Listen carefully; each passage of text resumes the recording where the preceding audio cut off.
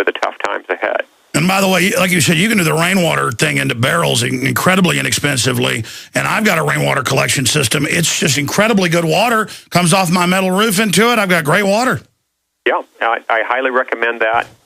And for anyone who lives in out in West Texas, for example, who lives in a fairly arid area, if you don't have photovoltaics and are set up to pump water from a well with that, you're 6 months out of the year, you're going to be out of luck. So it's important that people get those things squared away.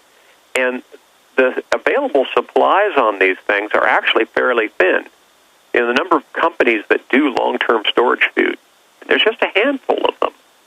If the demand were to double, and instead of 1% of the population preparing, 2% prepared, the long-term storage food manufacturers could be completely overwhelmed. And that's starting to already happen. Yeah, and ditto, though, for people who make photovoltaics. There just aren't enough companies out there and enough panels on hand. And unfortunately, most of the systems that are going in right now are grid-tied systems that can't revert to standalone operation because people are sucking from the government teat and they want their tax deduction, and they can only do that with a grid-tied system. And notice government only gives you a tax deduction when you tie into them. Right. So people need to reprioritize their budgets, sell off the frippery, and get those beans, bullets, and Band-Aids squared away. I have a lot of details at my blog site, again, at survivalblog.com. All the archives are available free of charge. Just dig in and team up with like-minded people. Exactly. Stay there. Back in 3 minutes. When you're out on the road. Mike Adams is popping in with the Agenda 21 attack on your farm animals, calling them invasive species. Armed men show up for just regular breeds of pigs, shoot them, and then give you giant fines or arrest you. No warrants, no nothing. All confirmed at Infowars.com right now. Top story.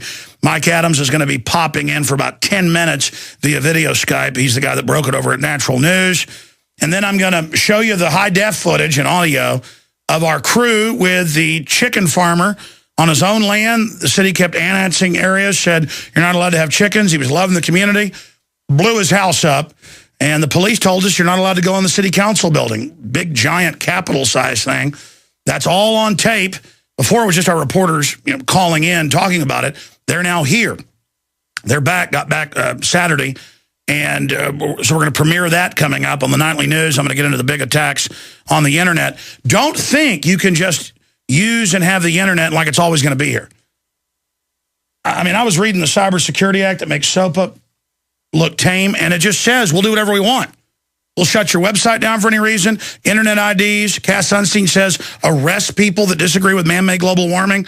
I mean, these are authoritarians, but they've learned the art to like pose as liberals or to pose as conservatives and act real friendly and have an ice cream cone like Warren Buffett does in most photo ops, or be like talk with an NPR lisp.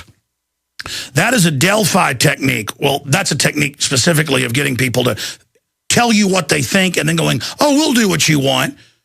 You ask the crowd, what do you want? We want vanilla ice cream. And you go, well, I heard what you wanted. You want strawberry. But they just, as long as they say it, and that, I want to go to some calls with our guest, and by the way, we sell his book, Survivors, James Wesley Rawls. He's an expert, former Army intelligence captain, best-selling author, and he runs survivalblog.com as well.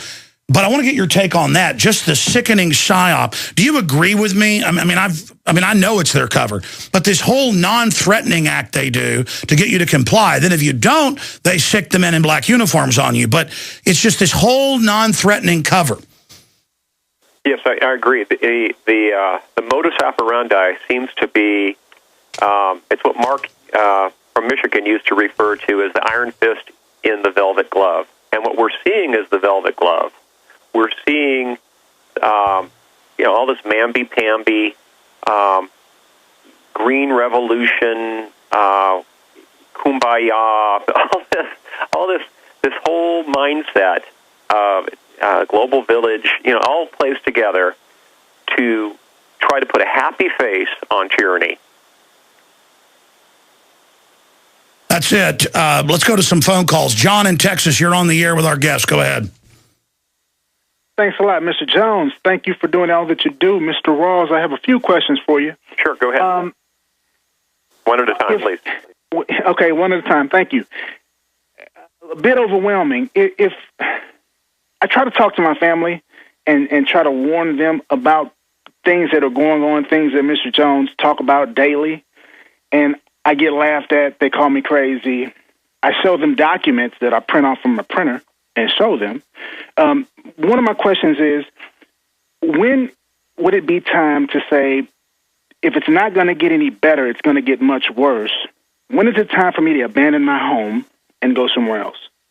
Wow, that's I know you've already you don't want to give up a paying job in a down economy until you develop another income stream. My blog is all oriented toward encouraging people to move to lightly populated rural farming areas that are well removed from major population centers. But, that's not going to work for everybody. A lot of people have either family situations or work situations where they have to stay where they are. If you can develop another income stream or find a job in a lightly populated area, I recommend you go ahead and make the move now.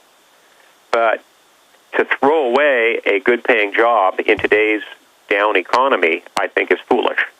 You really don't want to make the move until you have another income. Exactly. You want to start building with just the firearm, the water, being prepared, warning others. They'll laugh at you now, not later. And then begin to start looking for areas. Where could I go somewhere rural? And even if the job pays less, it costs less to live there. And so just start developing a plan. I agree wholeheartedly. And it's important that people think these things through, be prayerful about it, because you want to have God's guidance on this. And once you're committed, though, then go ahead. Then it's time to, go ahead, sell your house, make the move. And it's important to make a move fairly soon because, I get so many emails from people who say, oh, well, I have this cabin prepared out in the woods in the Poconos or wherever, and I'll pull through just fine there. But people don't realize how long it takes to build up for self-sufficiency. You need to plant fruit and nut trees. That takes years. You need to practice gardening in that particular climate. That takes time and experience. You need to learn how to cook on a wood stove. You don't learn that sort of thing just overnight. So it's important that you make the move and start living. And you need to meet the neighbors because because you don't want to even really at first be a little friendly, but you're really just getting intelligence on them. You'll find out who's good, and you'll find out also who's a little global minion. And believe me, they're out there too. Right, and if you don't want to be the expendable new guy, the guy who just blew into town at the 11th hour, just before everything fell apart, you want to become part of the community. You want to get involved in the local EMT or fire department, volunteer fire department, for example. It's important to be part of the community because you want to be seen as an insider, not an outsider. Exactly. All right, God bless you. I hope that answers your excellent question, John. And what about people that are handicapped? What about, they are going to be in deep trouble. Well, I get letters all the time from people who have sleep apnea, people who have chronic medical conditions. You need to plan ahead for all those. People who are diabetics, for example. I get the same questions over and over again from people who are diabetic, for example. It's like, well, how do I keep my insulin cold? Well, do you have photovoltaics? Or do you have a good old-fashioned Cervell propane-powered refrigerator? Or do you know how to go dig a 10-foot hole into the stone under your house to keep it cold in there? Right, yeah. People need to think these things through. If they have particular medical needs, they need to plan for them. Even just people who wear prescription glasses need to plan ahead. And there's places like Zini Optical on the Internet, I've linked to them on my website, where you can literally buy 4 pairs of glasses for $30. People need to think through their own particular needs, to their own particular medical conditions, their own requirements, their own physical conditions, the climates that they can handle living in, and so forth. Think all these things through. Yeah, just think about Katrina. The government can't and won't protect you. And if this country had 10 Katrinas at once, and that's kind of what a depression's like, it's just going to degenerate. I mean, you had many of the police there robbing local stores, folks. So in a lot of areas, obviously not like New Orleans, but, heaven help us. Because the government is trying to recruit either low-grade morons or criminals right now. And it's a big threat. Houston in Texas. That's kind of a pun. Welcome, Houston. Yes, I got a question for him. I'm down here trucking right now, and I was going to see if he had any nice price truckers out here that say it went down right now. All electricity and all that went down. We couldn't get no fuel, no nothing, and we'd be, I'm running coast to coast, we'd be far from the house. So do you have any ideas what to do on that? Well, in terms of planning ahead for fuel, I recommend that people buy the biggest propane tank they can find. If they have any vehicles that are diesel engined, put in a big diesel tank. There's really no point in putting in a huge gas tank for unleaded gasoline because it doesn't store more than 3 or 4 years tops, even with a stabilizer. But if you've got the budget, stock up on propane because it stores indefinitely. Stock up on diesel fuel because it'll store for 10-plus years. You want to add an antimicrobial like Pri-D to it to make it store better. But fuel storage is crucial, especially for people who live up in the northern states. If you don't have 3 or 4 cords of firewood stacked up, you're behind the power curve. You really need to. Yeah, good old-fashioned wood is the way to go. And if everything starts crumbling, it's going to be hard to get the wood. So you need to get it now.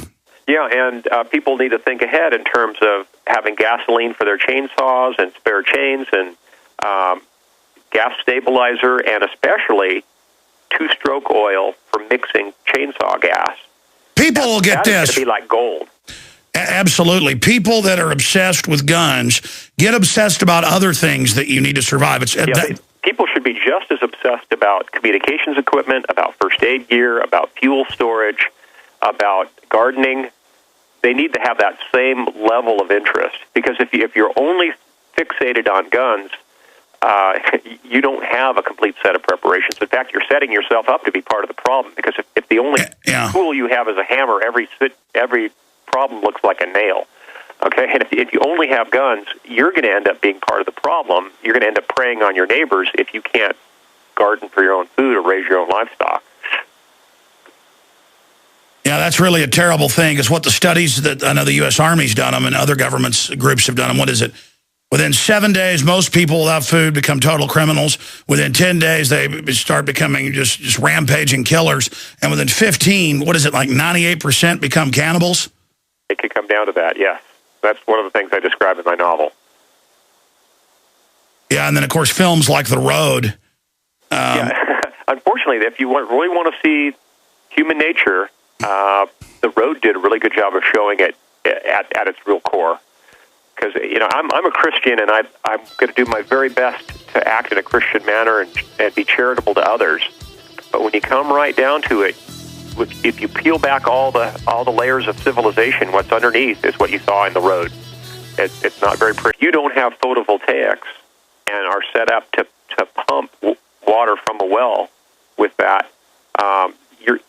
6 months out of the year, you're going to be out of luck. So it's important that people get those things squared away. And the available supplies on these things are actually fairly thin. The number of companies that do long-term storage aren't enough companies out there and enough panels on hand. And unfortunately, most of the systems that are going in right now are grid-tied systems that can't revert to standalone operation because people are sucking from the government teat and they want their tax deduction, and they can only do that with a grid-tied system for the tough times ahead. And by the way, like you said, you can do the rainwater thing into barrels incredibly inexpensively, and I've got a rainwater collection system. It's just incredibly good water. Comes off my metal roof into it. I've got great water. Yeah, I highly recommend that. And for anyone who lives in out in West Texas, for example, who lives in a fairly arid area, there's just a handful of them. If the demand were to double, and instead of 1% of the population preparing, 2% prepared, the long-term storage food manufacturers could be completely overwhelmed. And that's starting to already happen. Yeah, and ditto, though, for people who make photovoltaics. They're just... And notice, government only gives you a tax deduction when you tie into them. Right. So people need to, reprioritize their budgets, sell off the frippery, and get those beans, bullets, and Band-Aids squared away. I have a lot of details at my blog site, again, at survivalblog.com. All the archives are available free of charge.